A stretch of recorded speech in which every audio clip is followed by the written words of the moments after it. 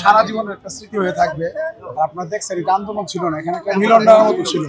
আমার কাছে মনে হয়েছে মানে এখানে ঈদ হইলে বিভিন্ন জায়গা থেকে নিজের ভাই বোন আসতে পাচ্ছি না, কেউ কবিতা আবৃত্তি করতেছে, কেউ গান গাইতেছে। আমার কষ্ট হয়েছে অনেক, কিন্তু আমি উপভোগ করেছি এটা আন্দোলনটাকে। আর বাংলাদেশের ইতিহাসে এমন অভূতপূর্ব ঐক্য শিক্ষকদের মধ্যে, দল মত পথ সংগঠন নির্বিশেষে সবাই এসেছে, জন্য আমি সবার প্রতি কৃতজ্ঞ।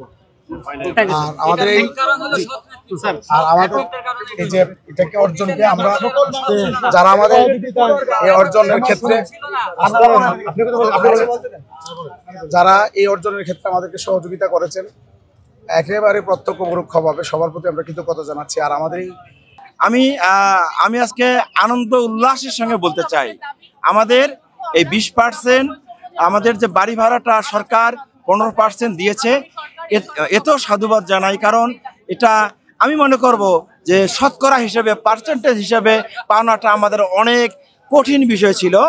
আজকে শতকরা হিসেবে আমাদের যে বাড়ি ভাড়া দেওয়া হচ্ছে, এই কারণেই আমাদের শিক্ষকদের মাঝে যে একটা আনন্দের বিস্ফোরণ ঘটেছে, আনন্দ উল্লাসে আমরা যে মাতাহারা হয়েছি, এই আনন্দটা যেন আমরা আমাদের দেশের প্রত্যেকটি শিক্ষা প্রতিষ্ঠান, স্কুল কলেজ মাদ্রাসায় যেন প্রভাব ফেলতে পারি এবং আনন্দকে বুকে লালন করে আমরা যেন পাঠদান করতে পারি, এই আহ্বান রাখবো আমরা সারা দেশের গোটা শিক্ষা পরিবারের সকল সদস্যবৃন্দকে।